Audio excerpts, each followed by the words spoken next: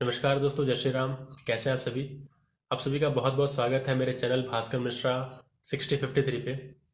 आइए चलते हैं, बात करते हैं एकादशी और एकादशी व्रत के रखने की विधि के बारे में। तो दोस्तों, शुरू करते हैं एकादशी व्रत और उसकी विधि के बारे में।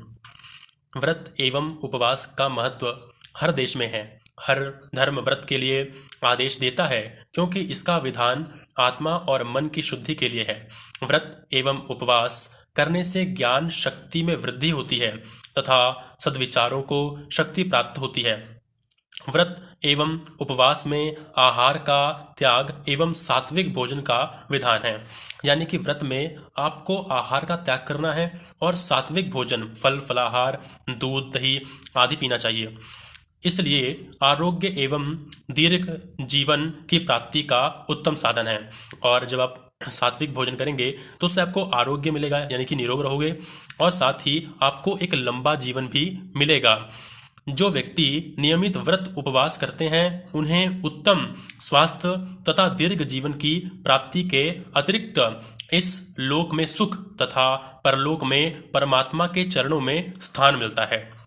यानी कि जो लोग व्रत करते हैं उन्हें इस जीवन में सुख तो मिलता ही है, साथ ही साथ मरने के बाद यानी कि जब परलोक में जाते हैं तो परमात्मा के चरणों में स्थान भी मिलता है।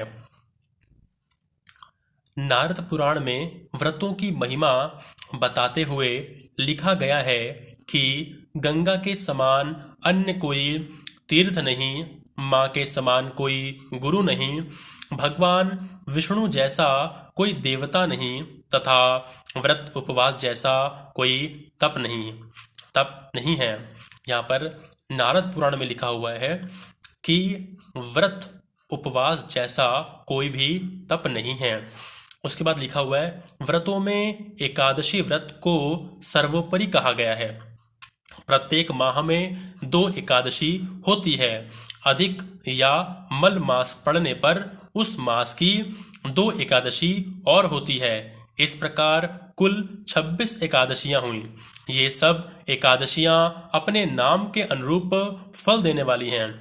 यानी कि जितनी भी एकादशियां हैं, इन सभी एकादशियों के अपने अपने नाम हैं और जिनके जो नाम है वो उसी प्रकार का फल देती हैं।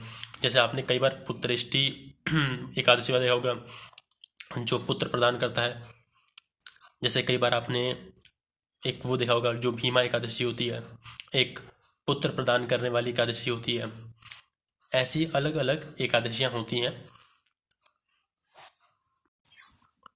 जिनकी कथा तथा विधि सुनने से सब भली प्रकार ज्ञान हो जाता है। एकादशी की उत्पत्ति तथा महात्म के पढ़ने और सुनने से, ध्यान से सुनिएगा, एकादशी की उत्पत्ति तथा महात्म के पढ़ने और सुनने से तथा दिन दिन भजन कीर्तन करने से ही मनुष्य अनेक सुखों को प्राप्त कर विष्णु लोक को प्राप्त करता है। एकादशी व्रत के 2 भेद हैं। यानी कि जो एकादशी व्रत होता है वो 2 तरीकों का होता है, नित्य और काम्य। एक नित्य और एक काम्य। यदि एकादशी का व्रत बिना किसी कामना के किया जाए, यानी कि कोई इच्छा ना हो, बस ऐसी इच्छा हुई तो कर लिया बिना किसी कारण के, तो यह नित्य होता है। और किसी प्रकार की कामना, जैसे धन पुत्रादि की प्राप्ति अथवा रोग दोष कलेश आदि से छुटकारे के लिए किया जाए तो वह काम्य कहलाता है। यानी कि कोई कामना हो मन में, उसके लिए अगर एकादशी का व्रत किया जाए तो वह काम्य कहलाता है। मित्रों, एकादशी व्रत का प्रारंभ करने का शुभ समय चैत्र, वैशाख, माघ और मार्गशीर्ष की एकादशियां हैं। मलमास या अधिक मास गुरु शुक्र के अस्त रहते हुए दिन 6 सूर्य संक्रांति तथा सूर्य चंद्र के ग्रहण के समय से व्रत प्रारंभ नहीं करना चाहिए। कम से कम 8 वर्ष की आयु वाला व्यक्ति व्रत करने का अधिकारी है।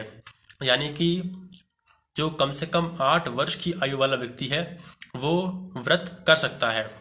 उसके बाद सधवा स्त्रियों को अपने पति की आज्ञा को प्राप्त करके ही व्रत करना चाहिए। व्रत श्रद्धा भक्ति पूर्वक प्रारंभ करना चाहिए। किसी के दबाव में आकर न करें। व्रत का विधान दशमी से शुरू होकर 3 दिन में अर्थात द्वादशी को संपन्न होता है। द्वादशी के द्वितीय प्रहर में व्रत का पारायण किया जाता है, अर्थात सुपात्र ब्राह्मण को भोजन करा के भोजन करना चाहिए अथवा मंदिर में सीधा भिजवाना चाहिए। सीधा भिजवाने का मतलब होता है कि जैसे आपने कोई सामान रखा है पंडित जी को खिलाने के लिए, तो आप उस सामान को मंदिर में भिजवा सकती हैं। अगर पंडित जी को आप नहीं जानती हैं या फिर आपके आसपास कोई मंदिर है और आपका घर में सफाई नहीं है या फिर कुछ भी कारण से आप पंडित जी आपके घर पे नहीं आ पा रहे हैं, तो आप मंदिर में सीधा भिजवा सकती हैं।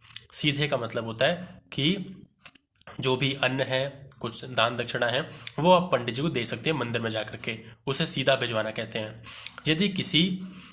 यदि एकादशी व्रत को भूल जाए तो द्वादशी को व्रत करके त्रयोदशी के दिन पारायण करें।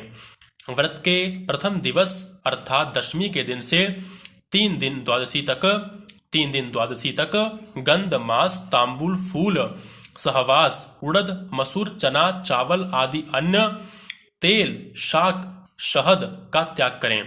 कांसे के पात्र में भोजन न करें, मिथ्या न बोलें, जुआ आदि खोटे कर्मों से दूर रहें। स्नानादि नित्य कर्म से निवृत्त होकर एकादशी व्रत का संकल्प करें और श्रद्धा भक्ति सहित श्री हरि का व्रत के नियम विधानुसार पूजन करें। जब हवन पाठ भजन कीर्तन आदि में अपना समस्त दिन तथा रात व्यतीत करें। दिन में सोवे नहीं। व्रत अशक्ल दुर्बल रुगण हो तो दूध फल औषधि आदि का सेवन करें। इस प्रकार व्रत करते हुए जब भी इच्छा हो व्रत का उद्यापन करके व्रत को समाप्त कर सकते हैं। व्रत का उद्यापन किसी योग्य आचार्य के द्वारा कराएं। 26 द्विज दंपतियों को सात्विक भोजन कराएं तथा अपने संबंधियों परिवार तथा इष्ट मित्रों को भोजन करा के स्वयं भोजन करें। दान दक्षिणा गौदान आदि करें। विधि पूर्वक योग्य आचार्य के द्वारा शास्त्रोक्त विधि से उद्यापन करने से एकादशी व्रत की सिद्धि होती है। बोलिए श्री लक्ष्मीकांत जी महाराज की जय, श्री विष्णु जी महाराज की जय। तो मित्रों ये था हमारा वीडियो। कैसा लगा? चैनल को लाइक करें, शेयर करें और सब्सक्राइब करें। जय श्री राम।